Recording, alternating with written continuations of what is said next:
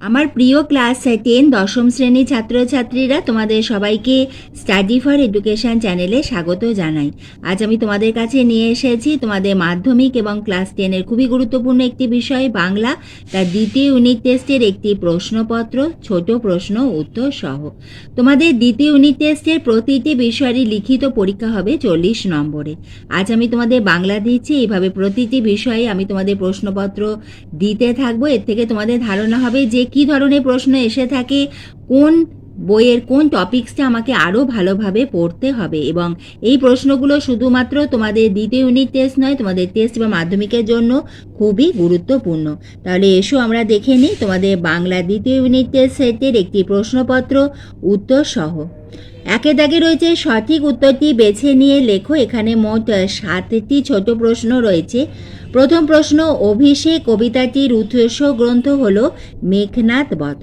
প্রলয়োল্লাস কবিতার কবিকে বলা হয় বিদ্রোহী কবি, কারণ প্রলয়োল্লাস কবিতার কবি হলেন কাজী নজরুল ইসলাম এবং ওনাকে বিদ্রোহী কবি বলা হয়। এবং তোমরা যখন কবির নাম লিখবে তখন অতি অবশ্যই বিদ্রোহী কবি কাজী নজরুল ইসলাম বড় প্রশ্নের সময় আমাদের লিখতে হয়। কবির তার নামের সঙ্গে তার কবির নাম এবং উৎসটাও লিখতে হয়। তখন অতি অবশ্যই কবি যখন তোমরা লিখবে কাজী নজরুল ইসলাম, তার আগে বিদ্রোহী কবি কথাটি লিখবে। পথের দাবি সব্যসাচীর পদবী হলো মল্লিক, কারণ নাম ছিল সব্যসাচী মল্লিক। সমাস শব্দের অর্থ হলো সংক্ষেপ। পথের দাবির মূল গ্রন্থের নাম হলো পথের দাবি।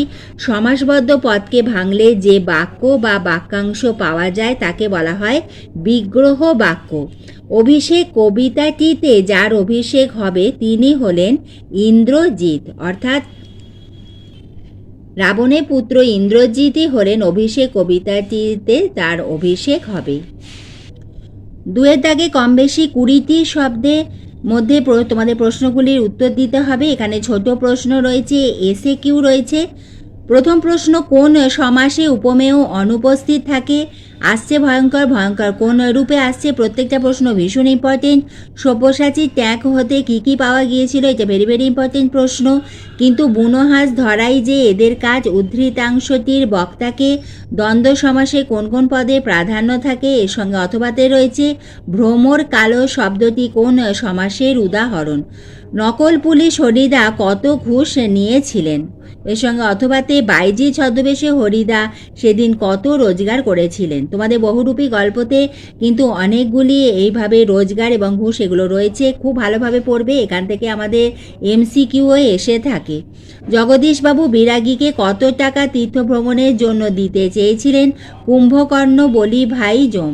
উদ্ধৃতাংশে বলি শব্দের অর্থ কী? তিনের দাগে কম বেশি 60টি শব্দে প্রশ্নগুলির উত্তর দাও। প্রতিটি প্রশ্নের মান হলো 3। তোমরা প্রশ্নগুলি দেখে নাও।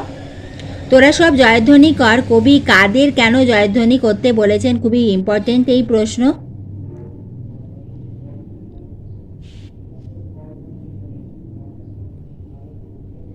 চারের দাগে রয়েছে কম বেশি 125 শব্দ। তোমাদের মাধ্যমিকে কিন্তু 150 শব্দের মধ্যে বড় প্রশ্ন আসে, এখানে 125 শব্দ বলে এখানে আমাদের নাম্বার আছে 4 নম্বর। তোমাদের মাধ্যমিকে কম বেশি 150 শব্দ আসবে এবং সেখানে প্রশ্নের যে নম্বর, সেখানে যে মান হলো প্রশ্ন মান হবে 5। প্রলয়োল্লাস কবিতার কবিকে, এই কবিতার সারমর্মটি সংক্ষেপে লেখো।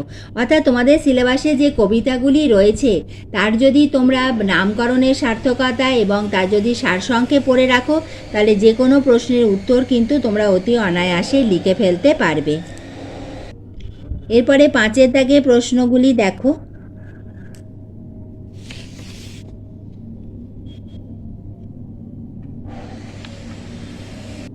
ছয়ের দাগে তোমাদের যে নাটক রয়েছে সিরাজদৌল্লা, সেখান থেকে প্রশ্ন রয়েছে।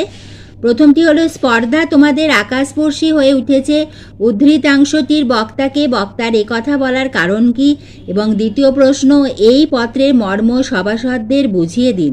উদ্ধৃতাংশটির বক্তাকে, বক্তার চরিত্র সম্পর্কে তোমার ধারণা ব্যক্ত। তোমাদের কিন্তু সিরাজদৌল্লা গল্পের চরিত্রগুলো পড়তে হবে। এরপরে কোনি থেকে প্রশ্ন রয়েছে। তোমাদের যে সহায়ক পাঠ গ্রন্থ কোনি, তোমার পাঠ্যাংশ অবলম্বনে কোনির জীবন সংগ্রামে পরিচয় দাও। কোনির দাদার নাম কি এবং কোনির জীবনে খিদ্দার প্রভাব কতটা? তোমার পাঠ্যাংশটির লেখককে।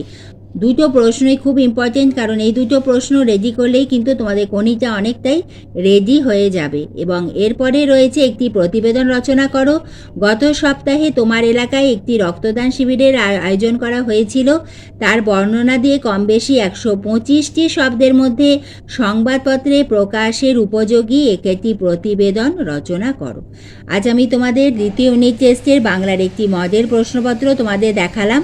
আজ আমি বাংলা দিলাম, এইভাবে আমি তোমাদের প্রতিটি বিষয়েরই গুরুত্বপূর্ণ প্রশ্ন, সাজেশান সব কিছুই তোমরা পাবে এই চ্যানেল স্টাডি ফর এডুকেশানে। তুমি চ্যানেলে নতুন হলে চ্যানেলটি সাবস্ক্রাইব করে দিও। ভিডিওটি এতটুকু উপকারে এলে একটা লাইক করে দিও।